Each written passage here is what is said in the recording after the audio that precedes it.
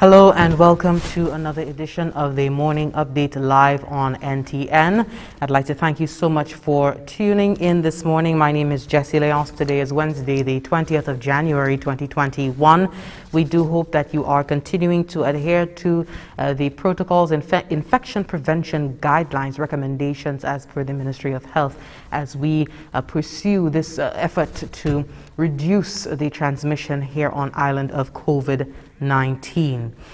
We do have quite a few developments coming from the government of St. Lucia. I know the public is waiting with bated breath as to what form the new revised protocols will take. We await word from the government of St. Lucia, the officials, with respect to these changes. We did see one such change being posted on the Office of the Prime Minister's page yesterday. We will speak about that in just a moment, but by and large, we are on standby for word. We know that the last set of protocols that obtained would have guided us for the Christmas season into the new year, right up until the 11th of January.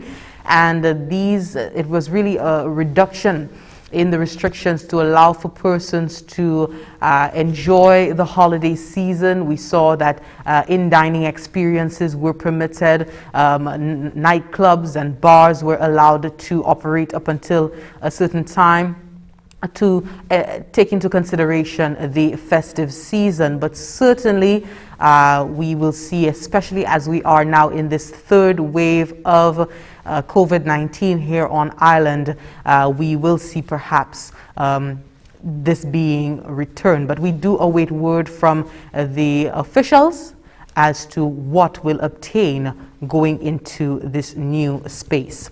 The Department of Education, you would have seen yesterday we had a live broadcast of the Department of Education, the officials in the person of the Chief Education Officer, the Permanent Secretary, the Minister of Education, Innovation, Gender Relations and Sustainable Development, as well as the Chief Environmental Health Officer from the Department of Health, coming in to speak to the public, to keep the public abreast as to the efforts that were ongoing to ensure that the COVID-19 response in the schools, which was already anticipated, was being effectively managed in order to safeguard lives. So we'll hear from them just a few clips from that live in just a moment. Just looking back at last night, the Sir Derek Walcott Memorial Lecture being delivered by Dr. Adrian Auger, government senator, delivering on the theme, A Whole People. I definitely am one for lectures, and we do have a little snippet from that, taking a look back on his delivery last night. All part of the celebration of excellence at the annual Nobel Laureates Festival that is ongoing now to honor St. Lucia's 2 Nobel laureates. And finally, the Youth Empowerment Project to impact parenting skills. We have the details to these stories and more coming up right after this break. Also, great news, we have to report new recoveries of COVID-19 alongside some new cases confirmed in the last 24 hours. Stay with us. Cette lisi ka registre vermin corona ek I ka fait mouvement ek an chay vitesse tan chaque canef ka kouye pour vigilance publique la fait wolo parler en place publique qu'on bol en mai, base, ti boutique, changer, distance sociale, 6 pieds, rodion à l'autre. I ka travail tan, si ou senti ko pas cordial, quarantine ko, pas en contact et puis l'autre, en cas où te toi pe exposé. C'est un écouye, Free 11 ou ben n'importe clinique yo pou. Les pays a dimi à clé, ça veut dire les supermarkets, pharmacies et puis ATM, yo accessible avant 7 heures. Pays à clé en plein, ça veut dire tout bagay fermé à 24 heures. Servi protocole comme sorti par bureau indication santé. Nous tout ensemble, ça sauve vermine corona. Si nous tous servi Jidla à toutes les. Together let us win this war. Say Lucia be a soldier. Together we can beat this corona. Thank you so much for staying tuned. If you're just joining us, a special good morning to you. It is Wednesday, the 20th of January. If you're watching on air, online, St. Lucians, in the diaspora, residents right here at home, thank you for tuning in. At this point, it is very important to keep close to the NTN for the latest updates coming from the government of St. Lucia as this pandemic situation continues to evolve. We are on standby for word from the NEMAC team, Cabinet of Government, for word on what the new protocols will be, what form they will take. We did get an indication from the Office of the Prime Minister that one of these protocols would be, and let me just read it out for you quickly. Slight changes will be announced for COVID-19 prevention and control physical distancing regulations following a meeting with the Cabinet of Ministers and also the National Emergency Management Advisory Council on Tuesday, 19th January. The COVID-19 protocols will be amended on the advice of the Command Center and the Ministry of Health.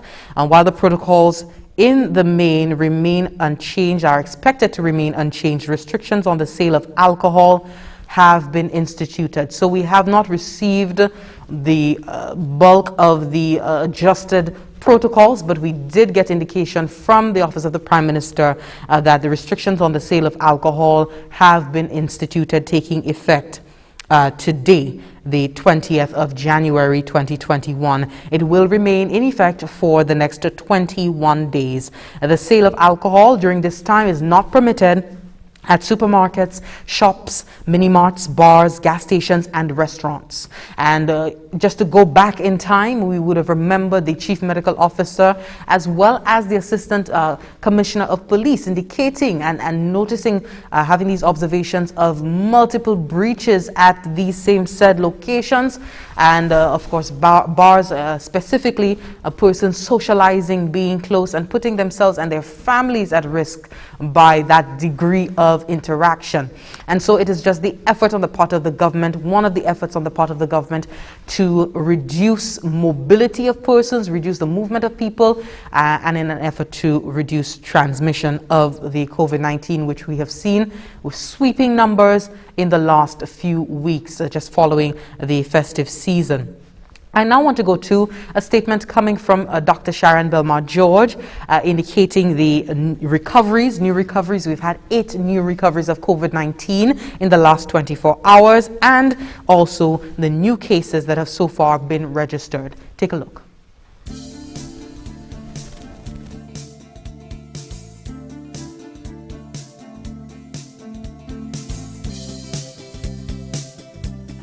Today, Tuesday, January 19th, 2021, the Ministry of Health and Wellness received confirmation of 57 new cases of COVID-19 from a batch of 216 COVID-19 tests conducted at the Ezra Long Laboratory. There were 159 negative tests received from this batch. This brings the total number of cases diagnosed in country to date to 713. All of these individuals are St. Lucia nationals, ranging in age from 11 years to 71 years. They are from Castries, Ancillary, Dennery, Labrie, Babonneau, Micoud, and the Gros Islet districts. These individuals were seen at respiratory clinics where they were assessed and tested for COVID-19. They were placed in quarantine by health practitioners pending their COVID-19 results. Upon receiving their test results, arrangements have been made to place all of these individuals into care. The Ministry's contact tracing team is undertaking the necessary follow-up on these contacts.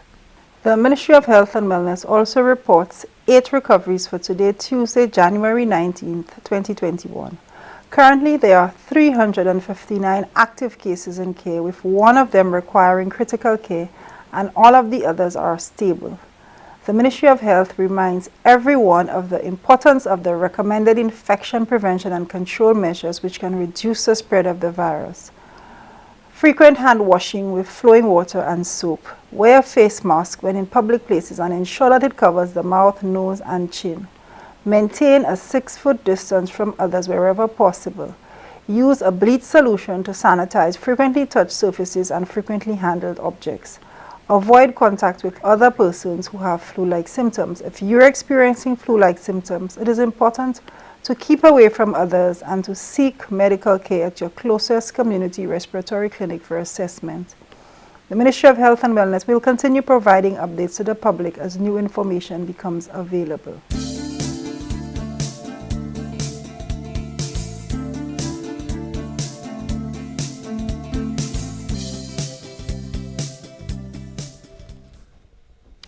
That was the regular update coming from the Ministry of Health and Wellness. The CMO, Chief Medical Officer, Dr. Sharon Belmar-George there, giving us an update as at January 19th. That was yesterday, Tuesday, letting us in on the 8 recoveries that were registered for yesterday, Tuesday, as well as an update on the active cases. Right now, we have 359 active cases in care. And of course, you would have heard that also registered 57 new cases yesterday of COVID-19, bringing our total number of cases confirmed overall to 713. Certainly not a surprise to the health officials, as they have indicated time and time again. They did anticipate these figures, especially following, the observation of multiple breaches in the protocols during the holiday season.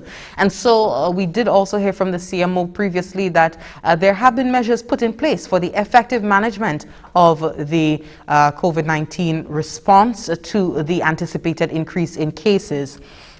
Meanwhile, we have a Chief Education Officer, and many persons have expressed the natural concerns for the kids returning to the classroom for this new academic term. But we had a press briefing just yesterday with education officials, the Chief Education Officer, the Permanent Secretary in the Department of Education, as well as the Minister for Education and the Chief Environmental Health Officer on hand as well, to further assure the public, and more specifically parents and guardians, that their children were not being taken for granted. There was much care and deliberation going into the decisions being made for the education sector. Dr. Fiona Philip-Meyer did confirm that mechanisms for the effective management of COVID-19 in at least one secondary school and another school, she did not specify them. These measures have been instituted to safeguard the school populations. The Department of Education, in a press release earlier this week, you would remember, identified the Babonneau Secondary School as one of the institutions where procedures had taken effect in response to the threat of the virus. Babonneau Secondary remains closed up until today. We should be hearing further word from officials with respect to their reopening. But from Monday up until today, Babonneau Secondary remains closed, and their instruction reverted during this period to distributed learning for this 3 days. Officials have indicated that some teachers may have been exposed to the COVID-19 virus at that institution. Dr. Meyer did address the matter in the press briefing held yesterday.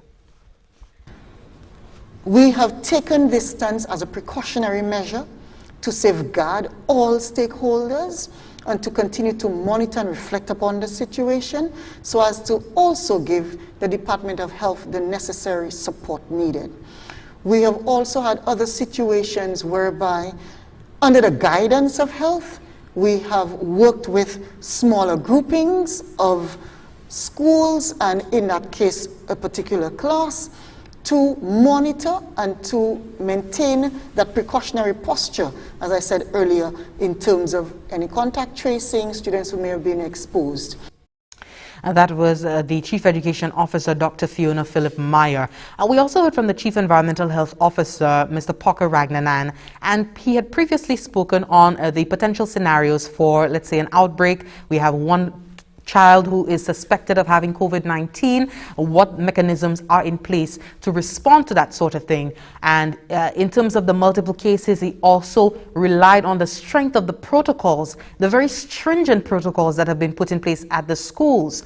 And he did also reiterate the significance of the educational institutions being a controlled environment, because we have the kids at home, we have the kids sometimes going to town, going to social activities, going by the beach with friends, because they're out of school. and they have that opportunity to go around, perhaps linger, loiter unnecessarily, and put themselves at risk for contracting COVID-19. He did stress that being in the school is a more controlled environment because there are systems in place to nip COVID in the bud should that concern or that threat arise. We had the Minister for Education, Innovation, Gender Relations and Sustainable Development, Dr. the Honorable Gail Rigobert, indicating that she also understands and appreciates the anxiety and concern of parents at this time. You know, I can even recall Michelle Charles, the Permanent Secretary, indicating that this situation, the severity, the significance, the gravity of being able to protect kids at a school is not lost on the Ministry of Education. The Minister of Education did assure that school protocols continue to be fine-tuned, because you would remember what prompted this interruption in schools for this academic year in the first place. We had a confirmed case at the Castries Comprehensive School last October, and that prompted a closure of schools. And so from since then, and even prior, we've so far seen the continued refinement of the protocols to ensure that every potential scenario is catered to within these protocols. Honorable Rigobert says that the ministry, guided by health officials, guided by the evidence, guided by the experts, they are juggling several variables, including parents who are working parents who have nowhere to keep their kids. Their kids are not supervised. Going back to the indication by the Chief Environmental Health Officer, you know, your kids are not supervised at home. You're not sure if they're leaving. You're not sure if they're putting themselves at risk in the community. Also, parents who may be ill-equipped to provide support with the online learning modality. That is something that, I mean, has proven to be a real concern. Some parents may not be able to provide the necessary support to the kids in terms of their learning experience from home. They have had to take that into consideration as well. Parents who rely on nutritional and psychosocial support that is provided under the school setting.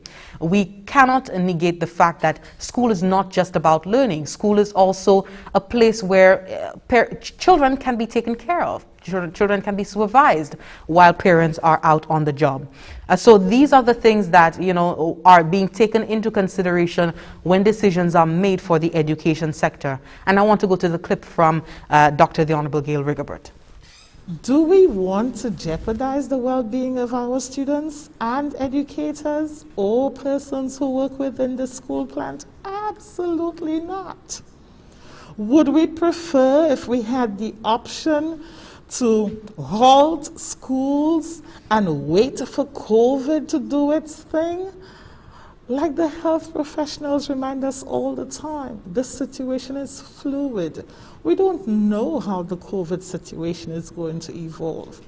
And so what we have been doing and we continue to do is to be as predictive as is possible. It is very well defined in our national schools protocols what should obtain in tandem with what we are also adopting from regional and international agencies. There you have it. The Minister of Education there assuring the general public that, you know, they are being guided by the experts, they are being guided by the evidence in terms of determining what happens to the education sector. And we also heard from the Permanent Secretary, you know, ministry officials overall say that they welcome input for the constant refinement of these protocols and overall well-being of the school populations. Permanent Secretary in the Department of Education is Michelle Charles. The Ministry of Education wishes to continue all of the necessary dialogue that is going to allow us to put in place recommendations and initiatives that are going to benefit everyone across the sector. We are not focused only on, as the Minister indicated quite clearly, education and instruction, but all of the other facets that come to the fore within the education landscape. And this is critical for us. We are looking to develop our students holistically. We're also taking into consideration the impact on our teachers, our ancillary staff, our leadership within our school system. And so for us, as we chart these uncharted, as we go through these uncharted waters, whatever decisions that we make really are in our view, in the best interest of our education stakeholders. And that was Michelle Charles, the Permanent Secretary in the Department of Education, Innovation and Gender Relations. They're speaking and reaffirming the position of the ministry in effort to safeguard everyone involved in the education sector at this time. We're due for a break at this point. We just want to let you know that coming up in the broadcast we have a look back at the Sir Derek Walcott Memorial Lecture that was delivered last night by Dr. Adrian Auger, and he delivered on the theme A Whole People. We also have in this morning's broadcast the Youth Empowerment Project to Impact Parenting Skills. And we'll also be going back to yesterday's press briefing from the Ministry of Education, bringing to you the highlights of that activity. Stay tuned. What does coronavirus have in common with love? Both are highly contagious. Spread love, not the virus. Like you, COVID-19 loves a lime. Beach, river, or fed. Coronavirus is like these people who track every lime just to invade. The best way to put off invaders? Cancel the lime. Spread love, not the virus. Keep you and your crew corona-free. Live to lime another day. Together let us win this war. Said we shall be a soldier. Together we can beat this corona.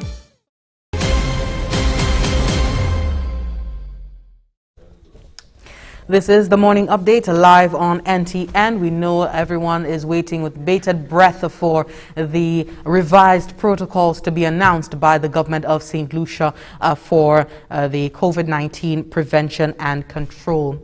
We do hope that in the meantime, you already know to adhere to the basic protocols, the infection prevention guidelines in your going out and coming in. We are experiencing the third wave of COVID-19 here in St. Lucia, and we hope that everyone is playing their part, taking a personal responsibility, you as an adult, and also letting your kids in on this to ensure that they take personal responsibility for their health and wellness as well. It is important that we can pick up and clean up after ourselves. We have the additional clips coming from the press briefing from the Ministry of Health just yesterday, and it was quite a lot to take in, so the highlights are very important to just replay and to get persons to understand the position of the Ministry of Education if they did not have an opportunity to watch yesterday. The Department of Education, Innovation, Gender Relations, acknowledging the concerns of all stakeholders, including parents with the reopening of schools, says that it is cognizant that parents may decide to keep students at home. As a result, the ministry is exploring several avenues that will not disrupt the students' instruction, including homeschooling. Dr. Fiona Philip-Meyer, the Chief Education Officer, explains the process of the homeschooling application. We have had requests for homeschooling. Applications are to be filled in. We have a specific form that the parents have to fill in. That can be emailed to a parent. Similarly, they can come into the office to get a physical copy. Any issues of medical concerns that parents have, we will look at those applications and liaise with them. The procedure is that the schools are informed of the application. There's generally a bit of background check that goes into it to ensure that we're doing the right thing for our children. We want to respect our parents and give them that option, but we also want to remind them that schools are areas where the protocols have been put in place, and we make every effort to ensure that it's effectively done. But in the event a parent does decide that they really want to keep their children at home or their child at home, it is the responsibility of a parent, as it speaks to homeschooling, to ensure that they look at the CAMDO website where the curriculum documents are placed. We encourage the collaboration with the school, but we need to let the parents know that there isn't a general obligation on the part of the schools as the parent would have applied for homeschooling. But at every instant that we can support that, we would do so. That was the Chief Education Officer. She also says that while she understands the concerns of parents, homeschooling is not an easy task. However, the department remains committed to assisting parents. We continue to say that the reason why teachers keep the education system as it is because they're qualified to do what they're supposed to do. You know, similarly to all the other sectors, individuals are placed there because of their qualifications, their expertise, and their experience.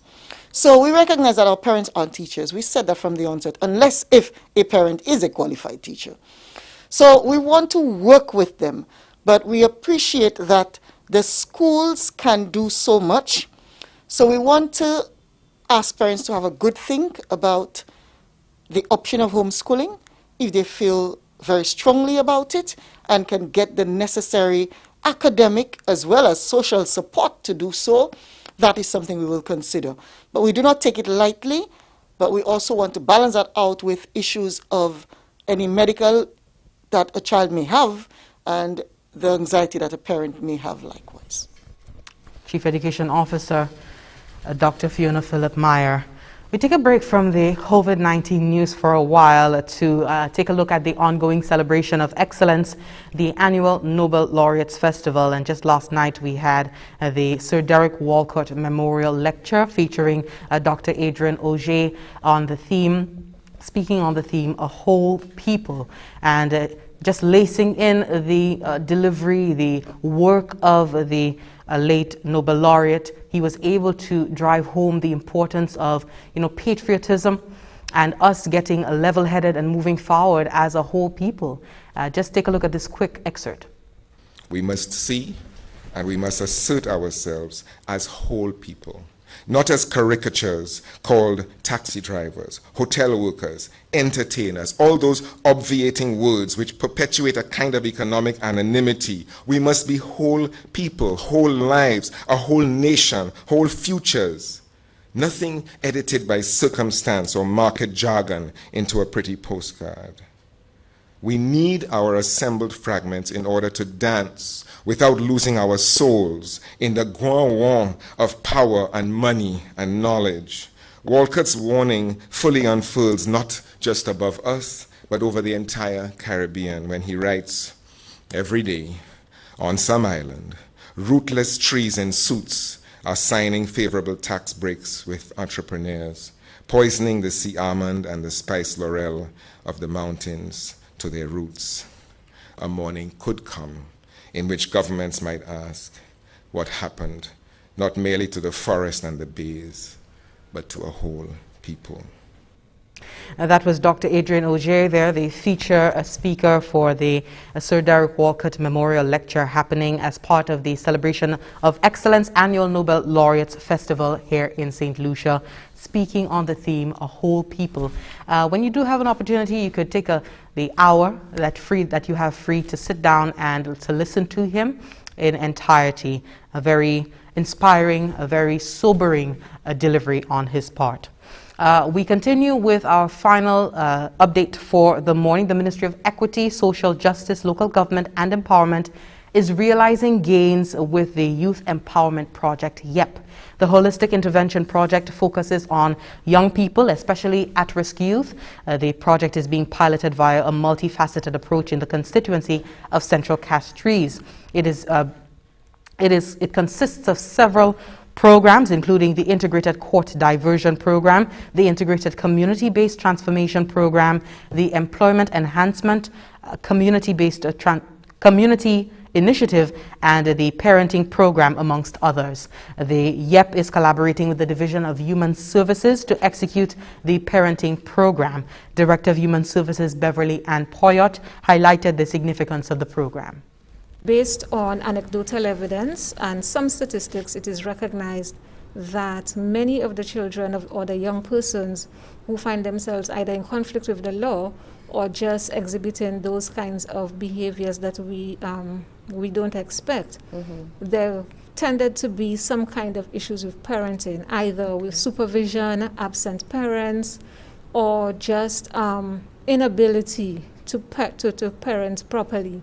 And so the Youth Empowerment Project, they reached out to us at the Division of Human Services asking for assistance in strategizing as to how this could actually work within the various communities.